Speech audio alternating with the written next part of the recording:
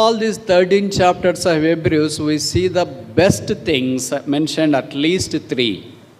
ఈ 13 అధ్యాయాల్లో కనుక మీరు సమీక్షించి చూస్తే కనీసం 3 చాలా ప్రత్యేకమైన విషయాలు మనము కనుగొనగలుగుతాం. శ్రేష్టమైన, ఇన్ తెలుగు ఇట్ సేస్ శ్రేష్టమైన 3 సంగతులు మనం ఇక్కడ చూడగలుగుతున్నాం. Chapter 1 verse 3 through 6 talks about the best person called Jesus Christ. మొదటి అధ్యాయములోని మొదటి 6 వచనాలలో chapter verse through 6, chapter 1 through 6, 1 నుండి 6 దాకా.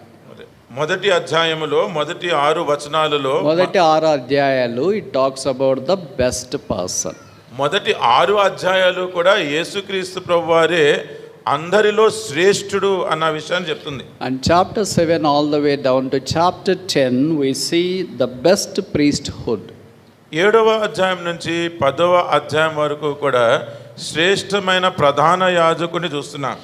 And chapter 11 all the way down to chapter 13 we see the best principles. 11వ అధ్యాయం నుంచి 13వ అధ్యాయం వరకు శ్రేష్టమైన నియమములు చూస్తున్నాం. So we have the best things mentioned in this epistle. ఈ పత్రికలో, హెబ్రీయులకు రాసిన పత్రికలో మనం ఎంతో శ్రేష్టమైన విషయాలను చూడగలుగుతున్నాం. The best person is Jesus Christ. శ్రేష్టమైన వ్యక్తి యేసుక్రీస్తు ప్రభువారు. The best priesthood is Jesus Christ. శ్రేష్టమైన ప్రధాన యాజకుడు ఆయన కూడా యేసుక్రీస్తు ప్రభువారు. The best principle is Jesus Christ himself. శ్రేష్టమైన నియమము కూడా అది కూడా యేసుక్రీస్తు ప్రభువారిలోనే. So having all these best things, what we need to do is, the writer of this book called the Holy Spirit encourages us to press on toward the perfection.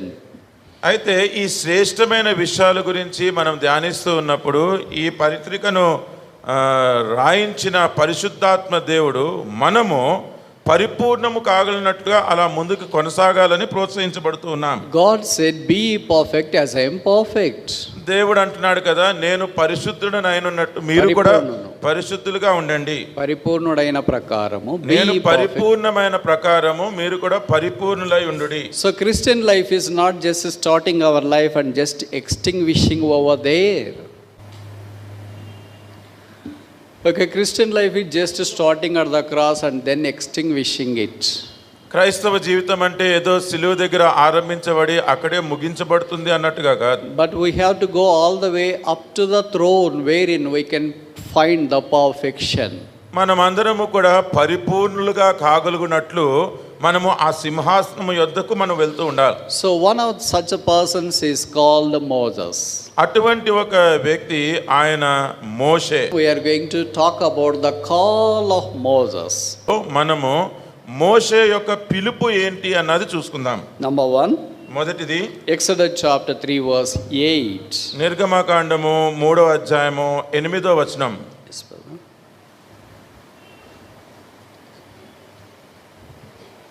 నిర్గమకాండము 3:8. కాబట్టి ఐగుప్తు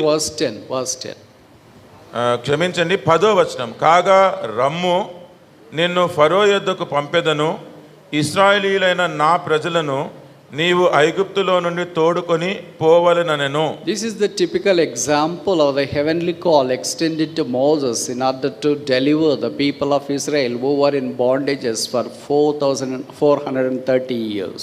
430 సంవత్సరాలు.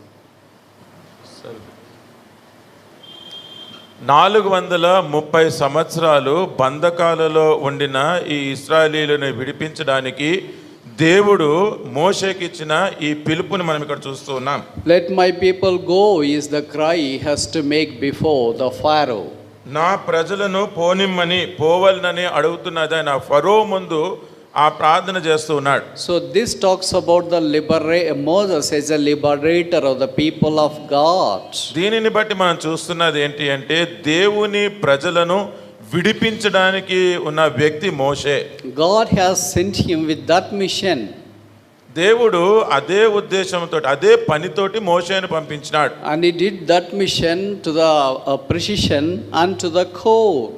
అదే పనిని మోషే కూడా చివరి వరకు సంపూర్ణంగా జరిపించినాడు. And we praise God, although initially Lord has hardened the heart of Pharaoh, but finally his heart was melted and he led the people of Israel to go and to serve him.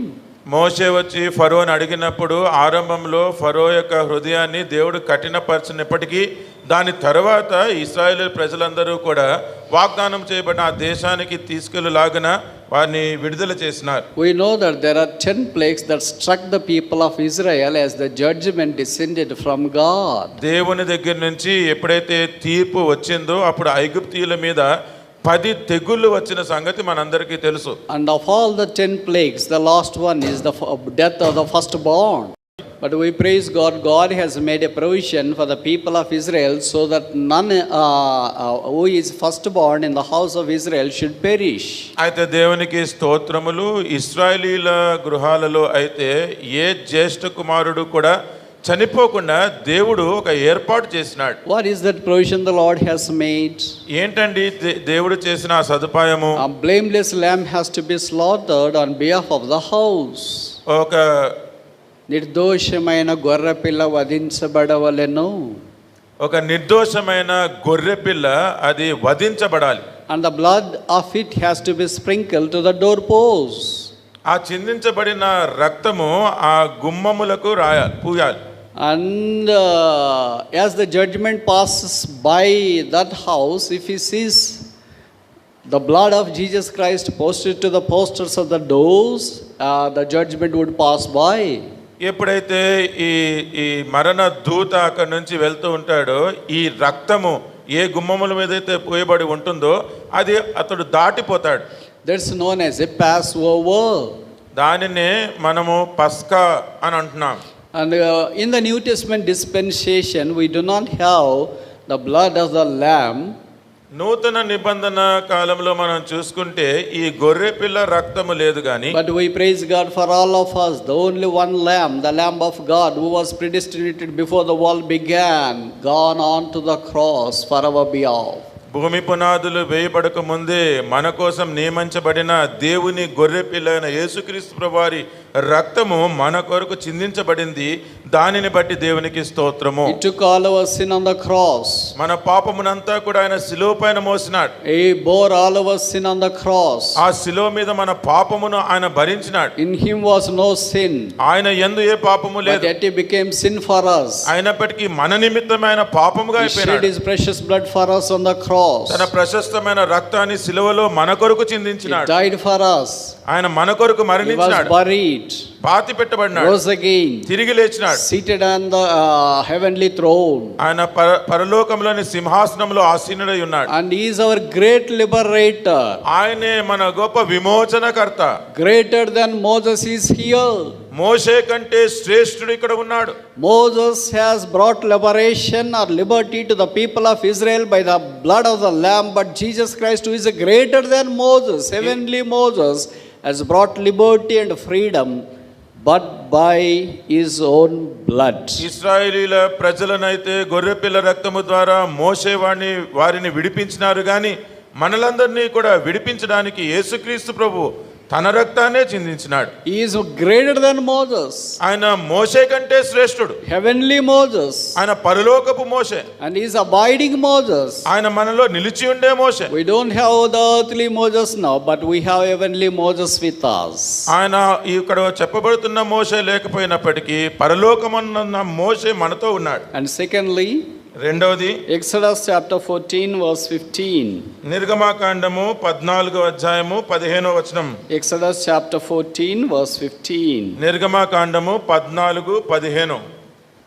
అంతలో యెహోవా మోషేతో నీవేళ నాకు మొర్రపెట్టుచున్నావు, సాగిపోవుడి అని ఇశ్రాయేలీయులతో చెప్పుము. So we see here that the people of Israel have to press forward. ఇక్కడ మనం చూస్తున్నది ఏంటి అంటే ఇశ్రాయేలీయుల ప్రజలు వారు సాగిపోతూ ఉండాలి.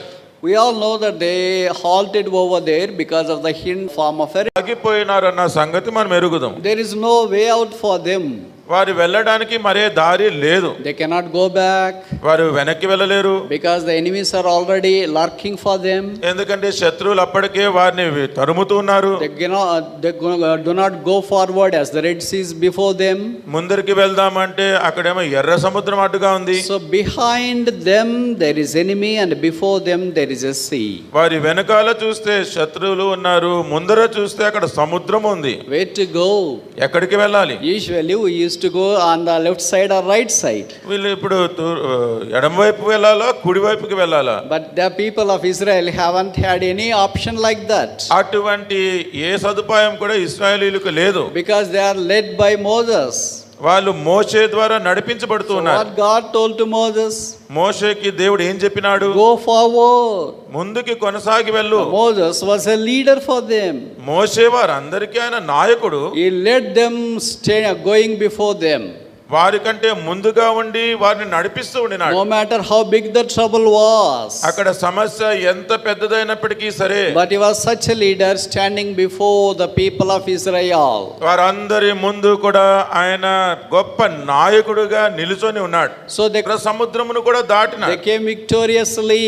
వాళ్ళు విజయవంతంగా దాటి వచ్చినారు. And chapter 5 is such a classic disposition or their song of the great work the Lord has done in making them to come out of the Red Sea. ఆ ఎర్ర సముద్రము దాటి రావడానికి దేవుడు ఎంత అద్భుతము చేసినాడో దానిని వివరిస్తున్న ఒక మంచి పాట కీర్తన, అది 5వ అధ్యాయంలో మనం చూడగలుగుతున్నాం. Chapter 15. 15వ అధ్యాయంలో We all know that the people started to sing the praises unto the Lord. వారందరూ కూడా దేవుని కొరకు స్తుతి గీతాలు పాడుతున్నారు అన్నది తెలుసు. Today the situation is no different. ఈ దినాల ప్రస్తుతము కూడా పరిస్థితులు ఏమి వేరుగా లేవు. Although we are sandwiched by all the things that are around us. మన చుట్టూ ఉన్న పరిస్థితుల మధ్యలోనే మనం కొట్టుమిట్టాడుతున్నాం. But greater than Moses is going before us. అయితే మోషే కంటే శ్రేష్ఠుడు మన ఎదుట వెళ్తూ ఉన్నాడు. John chapter 14 verse 1 says, behold, I go before you.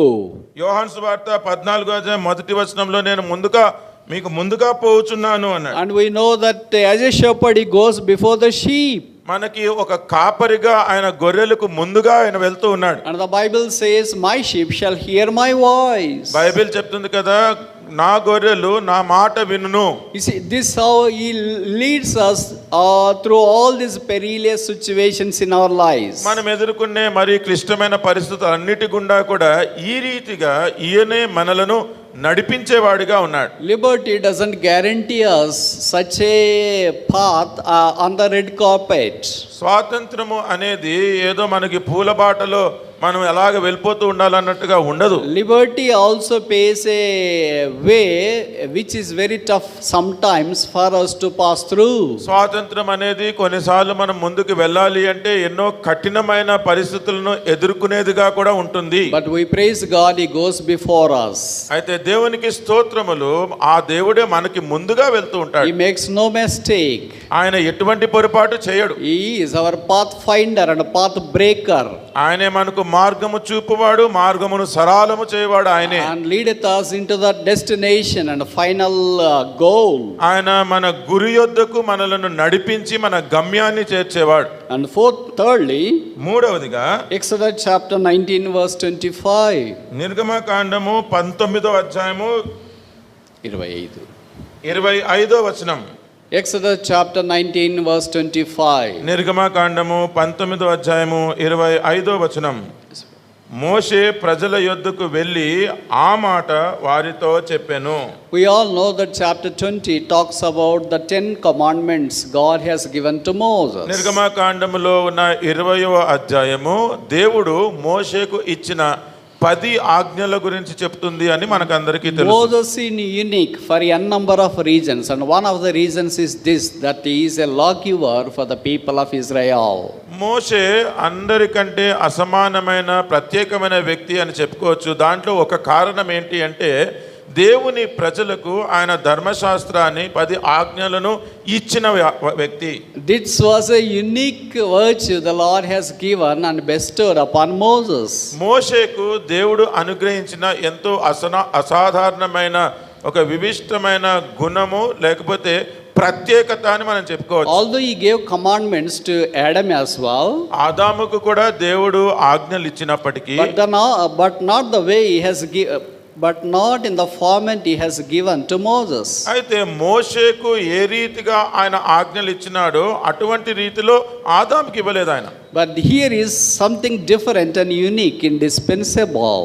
అయితే ఇక్కడ చాలా అసాధారణ రీతిలో చాలా ప్రత్యేకమైన విధానంలో దేవుడు ఆజ్ఞలు ఇచ్చినట్టుగా చూడగలుగుతున్నాం. Of all these 10 commandments, we have 2 divisions we can make 4. ఈ ఇవ్వబడిన 10 ఆజ్ఞలను మనము 2 భాగాలుగా చేసుకోవచ్చు. The first 4 commandments talks about our obedience to God. It talks about the vertical direction. అది మనకి పైకి నిలువుగా చూడగలిగే ఆ దృష్టిని చూపిస్తుంది. And the last 6 commandments deals with the horizontal direction, manward commandments. ఆ తర్వాత ఈ చూచే విషయం గురించి చెప్తుంది. If only we are happy or able to be faithful toward God, then only we will be having a harmonious tranquility with our neighbors. మనము దేవునితోటి ఎంతో సమాధానము కలిగి ప్రతి ఆజ్ఞకు విధేయత చూపించిన వారం అయిన తర్వాతనే మనము మన తోటి వారందరితో కూడా ఎంతో శాంతి సమాధానము కలిగిన సంబంధ బాంధవ్యాలను కలిగి ఉండగలుగుతాం. Some people say that I am right with God, but although I am not right with the people who are around me. కొంతమంది నేను దేవుడి దగ్గర అయితే అన్నీ సరిగ్గానే ఉన్నానండి అని అంటారు కానీ కొంతమంది మనుషులతోటి వారు ఇంకా సరిగా ఉండరు. If you are right with God, you will be right with the people as well. మీరు దేవునితోటి సరిగ్గా ఉన్నట్లయితే ప్రతి వ్యక్తి ప్రతి మనుషునితో కూడా సరిగ్గా ఉండవలసిందే. The very evidence that we are right with God manifests in our right relationship with our neighbors. నేను దేవునితోటి అన్ని విషయాల్లో సరిగా ఉన్నాను అని చెప్పడానికి రుజువు ఏంటి అంటే మన తోటి సహోదరులతోటి తోటి వారితోటి మనము సరిగా ఉన్నప్పుడే. If we are right with our neighbors, మన ఇరుగు పొరుగు వారితో కూడా మనం సరిగా ఉంటే we can be right with God as well. అప్పుడు దేవునితో కూడా మనం సరిగా ఉండగలుగుతాం. Because this right relationship with God always brings right relations with the people who are around us. ఎందుకంటే దేవునితోటి ఎప్పుడైతే మనము సరియైన సంబంధం కలిగి ఉంటామో అప్పుడు మన తోటి వారితో అందరితో కూడా సరియైన సంబంధం కలిగి ఉండేటట్టుగా చేస్తుంది. We all know that these are commandments. మనందరికీ ఇవి ఆజ్ఞలు అని తెలుసు. They are not instructions. ఇవి నియమాలు లేకపోతే మీకు చెప్పబడుతున్న సంగతులు కాదు. They నియమాలు are not conditions. ఇవేమి షరతులు కాదు. Once it says that it's a commandment, there is no option for us to bypass it. ఎప్పుడైతే అవి ఆజ్ఞ అని చెప్పబడుతుందో ఆ ఆజ్ఞను దాటిపోవడానికి మనకి అసలు వీలు లేనే లేదు. Obviously, what is the definition of a sin? ఒకసారి చూసుకుంటే పాపము యొక్క నిర్వచనము ఏంటి? The transgression of the commandment is a sin. ఆజ్ఞాతిక్రమమే పాపము. So that's one of the definitions for a sin. పాపముకు ఒక నిర్వచనమే కదా అది. But so many times we skip these orders, commandments the Lord has laid before us. అయితే చాలా సార్లు దేవుడు మన ముందు ఉంచిన ఈ ఆజ్ఞలను మనము పెడజెవి పెడతాం, అవి ప్రక్కన పెట్టేస్తూ ఉంటాం. If we do like that, అలా గనుక మనం చేస్తూ ఉంటే how can that be a commandment for us? అది మనకు ఆజ్ఞగా ఎలాగ ఉంటుందండి? He can never be our God and we can never be his people. ఆయన మనకి దేవుడిగా ఉండడము కానీ మనము ఆయన ప్రజలుగా ఉండడం కానీ అది ఇంకా జరగదు కదా. The commandment always warrants obedience. ప్రతి ఆజ్ఞ కూడా మనము విధేయత చూపించే విధంగా కోరుతుంది. If there is no obedience in us, మనలో విధేయత లేకపోతే it can never be a commandment for us. అది మనకి ఆజ్ఞగా కూడా ఉండదు. So many people are not obedient today. చాలా మంది ప్రస్తుత దినాల్లో విధేయత చూపించట్లేదు. Especially young people. ప్రత్యేకంగా యవనస్తులు. There is no language of obedience in them. వారిలో అసలు ఈ విధేయత చూపించాలి అన్న గ్రహింపే లేదు. They may have so many familiar with so many languages like C language, C++, all other languages, but not this language of the scripture called obedience. వాళ్ళ చదువుల్లో కానీ వాళ్ళ పనిలో కానీ ఎన్నెన్నో కంప్యూటర్కి సంబంధించిన ఈ భాషలు సి అని C++ అని అటువంటివన్నీ కలిగి ఉంటున్నారు కానీ వాటి మధ్యలో దేవుని యొక్క ఆజ్ఞలు అన్న ఆ లాంగ్వేజ్, ఆ భాష లేదు. Obedience అనే లాంగ్వేజ్ లేకపోతే you may be familiar with all other languages like C and C++ and RI, so many, but it has nothing to do with your spiritual realm. విధేయత అన్న దాని యొక్క గమనమే మీకు లేకపోతే మిగతా వాటిలో ఎంత ప్రావీణ్యం ఉన్నా సరే మీ ఆత్మీయ జీవితంలో ఎటువంటి మేలు లేదు. It is so shocking for me as I crisscross the whole country and the whole globe. I come across so many people having no obedience at all. నేను ఎన్నో దేశాలు తిరుగుతూ మన దేశంలో కూడా ఎన్నో ప్రాంతాలు తిరుగుతూ ఉన్నప్పుడు విధేయత లేని ప్రజలు అనేక మంది ఉండడం చూసి నాకెంతో విభ్రాంతి కలిగిస్తూ If ఉంది. there is no obedience, there is no blessing. విధేయత లేకపోతే మరి ఆశీర్వాదం లేదు. It is so simple. The logic is so simple and it is biblical too. ఇది చాలా లేఖనానుసారమైనది. వాక్యంలో చెప్పబడుతుంది ఏంటి అంటే మనకు కావాల్సింది విధేయత. Even about Jesus Christ, he said he was obedient even unto the death of the cross. Philippians chapter 2. యేసుక్రీస్తు ప్రభువారి గురించి కూడా చెప్పబడుతుంది కదా, ఆయన సిలువ మరణము పొందినంతగా విధేయత చూపించినాడు. ఫిలిప్పీలకు రాసిన పత్రిక 2వ అధ్యాయం. Today it is very sad that young people, although they are not familiar with much of this world, but they are arrogant inside and then rebellious inside. చాలా విచారకరమైన సంగతి ఏంటి అంటే అనేక మంది యవనస్తులు అనేక విషయాల గురించి తెలిసిన వారై ఉండి కూడా వారి స్వభావంలో ఏదో అహంకారముతోటి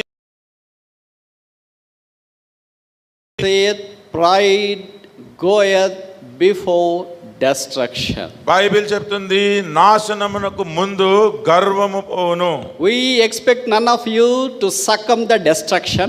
మీరెవ్వరూ కూడా నాశనం అవ్వాలని మేము అస్సలు కోరుకోవట్లేదు. But we expect all of you to be a blessing. మీరందరూ కూడా ఆశీర్వాదము పొందుకోవాలని మేము And the కోరుకుంటున్నాం. first step to receive the blessing of God is obedience to person called Jesus Christ. దేవుని యొక్క ఆశీర్వాదాలు మనం పొందుకోవాలంటే దాని మొదటి మెట్టు ఏంటి అంటే యేసుక్రీస్తు అన్న వ్యక్తికి మీరు విధేయత చూపించేవారుగా ఉండాలి. And in the Old Testament, people showed obedience to the law of God. పాత నిబంధనలో చూస్తే దేవుని ప్రజలందరూ కూడా దేవుని ధర్మశాస్త్రానికి వారు లోబడి ఉండినారు, విధేయత In చూపించినారు. the New Testament, we have to obey to a person called Jesus Christ, who is the grace of God. నూతన నిబంధనలో దేవుని కృప అయి ఉన్న యేసుక్రీస్తు ప్రభువారికి మనము విధేయత చూపించేవారుగా ఉండాలి. Maybe in the work of salvation, అది రక్షణ కార్యంలో ఉండొచ్చు, or growing in the salvation, growing in salvation. లేకపోతే రక్షణలో మనము ఎదిగే విషయమై ఉండొచ్చు. No matter what the stage is, age is, obedience is warranted even unto the death. మీ రక్షణ యొక్క స్థాయి ఏమైనా మీ వయస్సు ఏమైనా కానీ ఈ విధేయత అనేది మన జీవితాంతము కూడా చూపించవలసిన గుణం. I want to underline this: no obedience, no blessing. ఇది ఒకటి నేను ఖచ్చితంగా మీకు చెప్పాలనుకుంటున్నాను. మీకు విధేయత లేకపోతే మీ జీవితంలో దీవెనే అంటూ ఉండదు. You may be multi-talented. మీకు ఎన్నో తలాంతులు కలిగి You ఉండొచ్చు. may be so beautiful, మీరు ఎంతో అందంగా ఉండొచ్చు, so healthy, చాలా ఆరోగ్యంగా ఉండొచ్చు, and so rich, చాలా so ధనవంతులు ఉండొచ్చు, wise, చాలా so తెలివంతులు popular, ఉండొచ్చు, చాలా so ప్రఖ్యాతి well గాంచిన వాళ్ళు, known. చాలా తెలిసిన వారుగా ఉండొచ్చు. But obedience is one thing Jesus expects at the cross from every one of us seated over here or listening live stream. సిలువ దగ్గర నుంచి యేసుక్రీస్తు ప్రభువారు మన దగ్గర నుంచి ఆశిస్తున్నది ఏంటి అంటే ఒకటే సంగతి, విధేయత చూపించమని కోరుతూ ఉన్నాడు. ఈ సంగతే మీరు ఇక్కడ ఆలకిస్తున్నా, ఈ లైవ్ స్ట్రీమ్లో ఆలకిస్తున్నా ఈ విషయాన్ని మీకు గుర్తు చేస్తూ ఉన్నాం. Don't be rebellious to the God's word. దేవుని వాక్యానికి మీరు తిరుగుబాటు చేసేవారుగా ఉండొద్దు. And fifthly, ఐదవది. fourthly, నాలుగవది Exodus chapter 32 verse 11. నిర్గమకాండము 32వ అధ్యాయము 11వ వచనం. నిర్గమకాండము 32:11. మోషే తన దేవుడైన యెహోవాను బ్రతిమాలుకొని, యెహోవా, నీవు మహాశక్తి వలన బాహుబలము వలన ఐగుప్తు దేశములో నుండి రప్పించిన నీ ప్రజల మీద నీ కోపము మండనేలా. See, this talks about the work of advocacy advocated by Moses. ఇక్కడ మనం చూడగలుగుతున్నది ఏంటి అంటే మన పక్షంగా మోషే ఏ విధంగా వాద్యమాడుతూ ఉన్నాడో అటువంటిది మనకి చూపిస్తూ ఉంది. Is a legislator for us. ఆయనే మన కోసం ఉన్న అధ్యక్షుడిగా ఉన్నాడు. ఉత్తరవాదిగా ఉన్నాడు. He is our advocate. ఆయనే మనకు ఉత్తరవాదిగా ఉన్నాడు. Who needs advocate? ఎవరికి ఉత్తరవాది కావాలండి? A client needs advocate. ఒక కేసు ఉన్న వ్యక్తికి ఆయనకి ఒక ఉత్తరవాది కావాలి. Why he had a case guiltiness or sin or reproach was laid upon him. ఎందుకు కేసు అంటే ఆయన మీద ఏదో ఒక అభియోగమో ఏదో పాపమో ఆయన మీద మోయబడి ఉంది. So all of us are succumbed to this particular sin. మనం అందరము కూడా ఈ పాపముతోటి ఉండిన వారమే. We all know that the people of Israel did sin in chapter 32 Exodus. మనకి నిర్గమకాండము 32వ అధ్యాయంలో ఇశ్రాయేలీయుల ప్రజలు వారు చేసిన పాపము గురించి తెలుసు. They manufactured the calf. వారు ఒక దూడను తయారు చేసినారు. వారు ఒక దూడను తయారు చేసినారు. And the Bible says they started to drink and dance around that calf. ఆ దూడ తయారు చేసిన విగ్రహం చుట్టూ కూర్చొని వాళ్ళు త్రాగుతూ నాట్యం చేస్తూ ఉన్నారని బైబిల్లో ఉంది. That was the first pub recorded in the human history. మానవ చరిత్రలో బహుశా ఆరంభించబడిన మొదటి పబ్ అని చెప్పుకోవచ్చు. See, this was started by the people of Israel. ఇశ్రాయేలుల ప్రజల చేత ఆరంభించబడింది. The slogan is that thou art our God. Looking at the calf, they cried like that. వాళ్ళు అరుస్తున్న విషయం ఏంటి అంటే అక్కడ ఉన్న ఆ దూడ విగ్రహాన్ని చూసి నీవే మా దేవుడవు అని అరుచుకుంటూ గంతులు వేస్తున్నారు. God was really angry toward the people of Israel seeing that pathetic and tragic situation. అటువంటి దౌర్భాగ్యమైన విచారకరమైన సంగతి చూసి ఇశ్రాయేలీయుల ప్రజల మీద దేవుడు ఎంతో కోపంగా ఉండినాడు. And Moses started to plead on behalf of the people of Israel unto God. మోషే వారి మధ్యన ఉండి ఉత్తరవాదిగా వారి సంగతి వ్యాజ్యమాడుతూ ఉండినాడు. Lord, forgive them. To plead, but the Bible says but ఆయన బ్రతిమాలెను అని తెలుగు బైబిల్లో ఉంది. What a heart-warming word is this. ఎటువంటి హృదయాన్ని బద్దలు చేసే మాట అండి ఇది. How good it is for all of us if only we cultivate the habit of beseeching God for others, not for ourselves. ఇతరుల గురించి మనము కూడా దేవుని దగ్గర విజ్ఞాపన చేసేవారిగా ఉంటే అది ఎంత మేలు. Until now we have seen the 4 virtues of Moses. మోషే కలిగి ఉన్న 4 సుగుణాలను ఇప్పటివరకు చూసినాం. Number 1, he was a liberator. మూడవది ఆయన ఈ ధర్మశాస్త్రాన్ని ఇచ్చిన వ్యక్తి. Number 4, he is a legislator, advocate. నాలుగవది ఆయన ఒక ఉత్తరవాదిగా ఉండి ఆ ప్రజల పక్షంగా వ్యాజ్యమాడినాడు. And fifthly and finally, ఐదవదిగా చివరిగా Number chapter 16 verse 48. సంఖ్యాకాండము 16వ అధ్యాయము 48వ వచనం.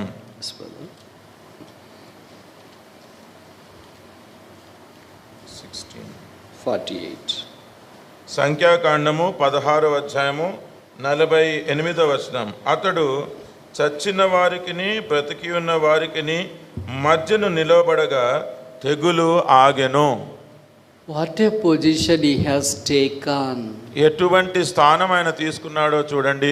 Very rarely people opt this position. చాలా అంటే ఈ రీతిగా అటువంటి స్థానంలో ఉండడానికి ప్రజలు ఇష్టపడడం చాలా అరుదు. He is a loyal person. ఆయన ఎంతో నమ్మకమైన వ్యక్తి. He started to stand before the dead and the alive. మరణమునకు జీవనకు మధ్యలో ఆయన నిలవబడడానికి ఇష్టపడినాడు. This is what God expects the church to do this today. సంఘము కూడా ఈ రీతిగా చేయాలి అనే దేవుడు ఆశిస్తూ ఉన్నాడు. Every believer has to take that place. ప్రతి విశ్వాసి కూడా ఇటువంటి స్థానం తీసుకోవాలి. It's very tough for us to take that stand. మనం అందరము ఇటువంటి స్థానం తీసుకోవాలంటే అది చాలా కష్టం. But in the New Testament dispensation, అయితే నూతన నిబంధన కాలంలో Christ has taken that place for all of us. క్రీస్తు మనందరి పక్షంగా ఆ స్థానాన్నే తీసుకున్నాడు. We are succumbed to the wrath of God. ఆయన దేవుని యొక్క We are succumbed to the wrath of God. మనము దేవుని యొక్క ఉగ్రతకు పాత్రలుగా ఉండినాం. But God sent forth His Son in the fullness of time. Galatians chapter 4 verse 4. గలతీ 4వ అధ్యాయం 4వ వచనం ప్రకారము కాలము సంపూర్ణమైనప్పుడు దేవుడు తన కుమారుని పంపినాడు. So Jesus took a place between God, who is a living person, and the dead people, and you and I. అంటే సజీవుడైన జీవగలిగిన దేవునికి చనిపోయి ఉన్న మరణించిన మనకి మధ్యలో యేసుక్రీస్తు ప్రభువారు వచ్చి ఉండినారు. He is greater than Moses. ఆయన మోషే కంటే శ్రేష్ఠుడు. He is heavenly Moses. ఆయన పరలోకపు మోషే. Earthly Moses hasn't laid down his life for the people of Israel. భూలోక మోషే ఇశ్రాయేలు ప్రజల కొరకు ప్రాణం పెట్టలేదు. But heavenly Moses laid down his life for all of us on the cross. అయితే ఈ పరలోకపు మోషే మనందరి కొరకు శిలువ పైన తన ప్రాణాన్ని పెట్టినాడు. Moses was sent out of Egypt. మోషే ఐగుప్తు నుంచి బయటికి పంపబడినాడు. But Jesus was sent forth from heaven. అయితే యేసుక్రీస్తు ప్రభువారు పరలోకము నుండి మన కొరకు పంపబడినాడు. And Jesus took all our sin and shame on the cross. యేసుక్రీస్తు ప్రభువారు మన పాపమునంతా కూడా శిలువమైన భరించినాడు. How can the dead be alive? ఈ చనిపోయిన మరణించిన వాళ్ళు ఎలాగా Through జీవించగలుగుతారు? the death of a living God. ఆయన సజీవుడైన దేవుని యొక్క మరణము ద్వారానే. That's possible with Jesus Christ. అది యేసుక్రీస్తు ప్రభు ద్వారా That's సాధ్యమైంది. the reason as to why Jesus died on the cross. ఆ కారణాన్ని బట్టే శిలువ పైన యేసుక్రీస్తు ప్రభు వారు Today so మరణించారు. many young people want to die. ఈ దినాలలో యవనస్తులైన వాళ్ళు చాలా మంది They have చచ్చిపోవాలనుకుంటారు. such a psychological trauma. వాళ్ళంతా చాలా మానసికమైన I want to క్షోభలో die. జీవిస్తున్నారు. నేను చచ్చిపోవాలి, I don't know what my life is all నా about. జీవితం అంతా ఏమైపోతుందో నాకు తెలియట్లేదు, I see there is a emptiness in me. నాలో ఏదో ఖాళీ ఉంది అన్నట్టుగా అనిపిస్తుంది. Although I am intelligent in my studies, నా చదువుల్లో అంతా కూడా నేను ఎంత తెలివిగా beautiful in my ఉన్నప్పటికీ, appearance, నేను చూడడానికి కూడా I బాగున్నప్పటికీ, have everything I can ever think of around me. నేను ఆలోచించేవన్నీ కూడా నా చుట్టూరు నాకు ఉన్నప్పటికీ, But I see there is still emptiness in me. అయినప్పటికీ కూడా నాలో ఏదో ఖాళీగానే అనిపిస్తుంది. There is nothing that fills my heart. నా హృదయాన్ని నింపేదంటూ ఏమీ Why should I కనిపించట్లేదు. live? ఎందుకు బతకాలి? I should die. నేను చచ్చిపోవాలి. There is no way out for me to live. నాకు అసలు బతకడానికి అసలు ఏ I కారణము see లేదు, no hope at all.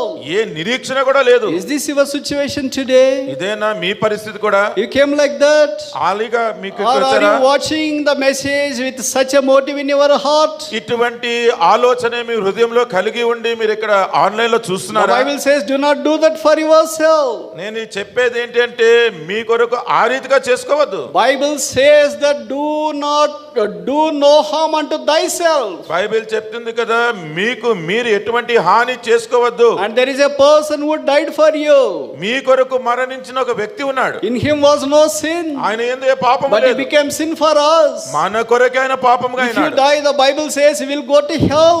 మీరు గనుక చనిపోతే మీరు నరకానికి వెళ్తారని So బైబిల్ many times చెప్తుంది. you think that this world is a hell for you and you don't like to live in this hell any longer. చాలా సార్లు మీరు అనుకుంటారు కదా, ఈ లోకమే నాకు పెద్ద నరకం లాగా ఉంది, ఈ నరకంలో నేను బతకాలని. Yes. అది భయంకరమైన You don't స్థలం. have people around you. మీ చుట్టూ You will be ప్రజలు all ఉంటారు. alone. మీరు ఒంటరిగా There is ఉంటారు. no smartphone for you. ఎవ్వరు No classmates. ఎవరు కూడా No మీ సహాయానికి రారు. parents. మీ క్లాస్ No రారు. friends. తల్లిదండ్రులు You will రారు. be all alone. స్నేహితులు రారు, There would ఒంటరిగా be ఉంటారు. none to quench your thirst. మీ దాహాన్ని తీర్చడానికి కూడా ఎవ్వరు ఉండరు. There is no way out for you any longer. అక్కడ నుంచి తప్పించుకునే మార్గం అంటూ కూడా ఇంక But you ఉండదు. can see your friends if they are in heaven.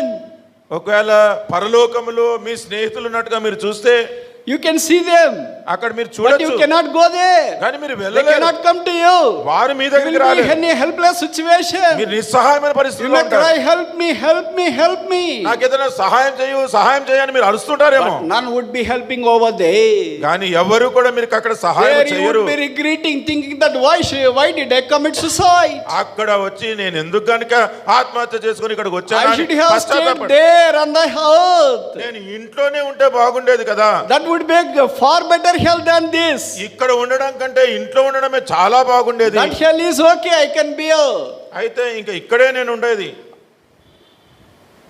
That hell is okay, I can bear, which is in the home. అయితే ఇంట్లో భూలోకమే నరకముగా అనుకుంటున్నాను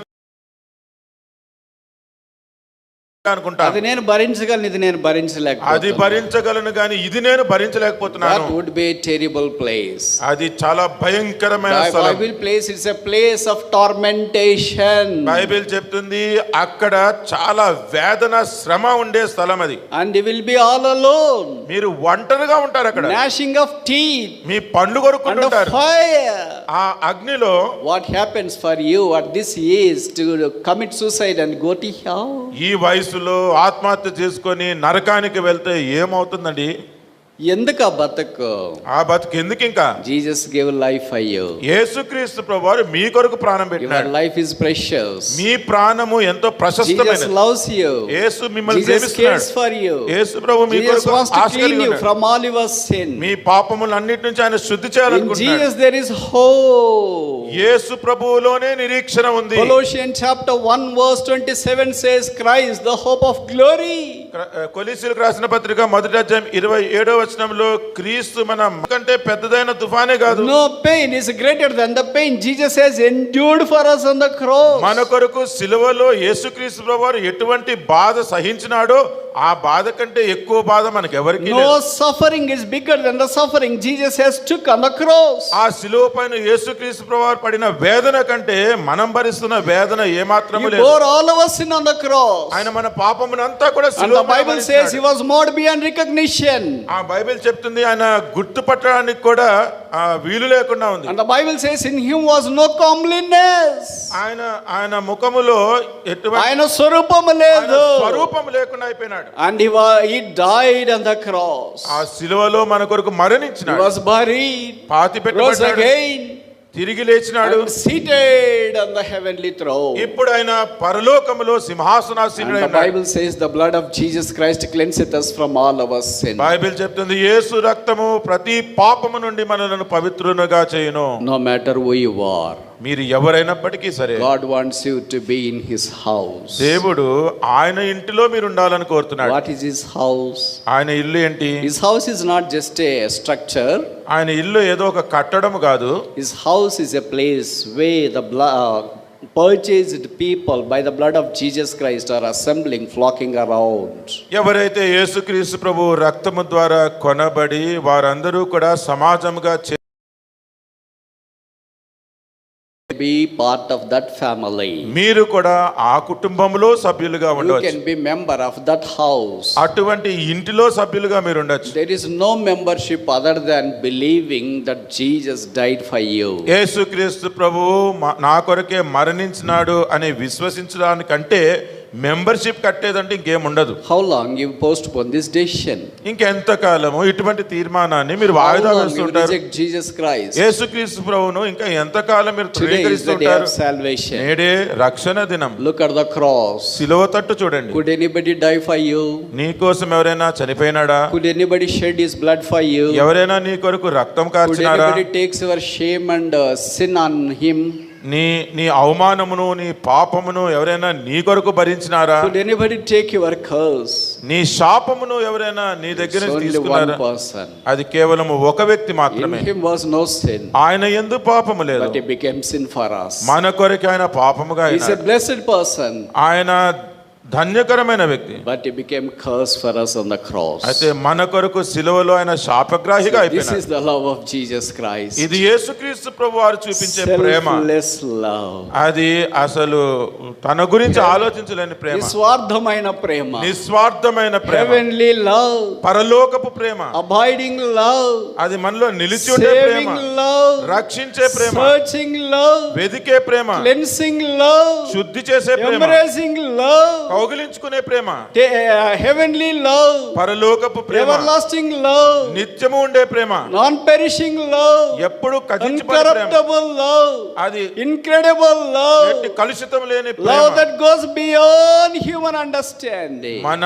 గ్రహింపుకు మించిపోయిన ప్రేమ, love that has no depth at all, ఈ ప్రేమకు లోతు ఎంతో love తెలియదు, that has no height at ఈ all, లోతు యొక్క పొడవు ఏంటో తెలియదు, love that has no length at all, ఈ ప్రేమకి ఎటువంటి విశాల విస్తారము Love తెలియదు. that has no width at all. ఈ ప్రేమ యొక్క వైశాల్యం ఏంటో కూడా మనకు తెలియదు. Unlimited love. ఇది అసలు మితి లేని ప్రేమ, Unbordered love. అసలు మనం తట్టుకోలేనంత ప్రేమ, Fresh love. అది తాజా ప్రేమ, A heavenly love. పరలోకపు ప్రేమ, And God's love. అది దేవుని ప్రేమ. Today that love is flowing right from the cross.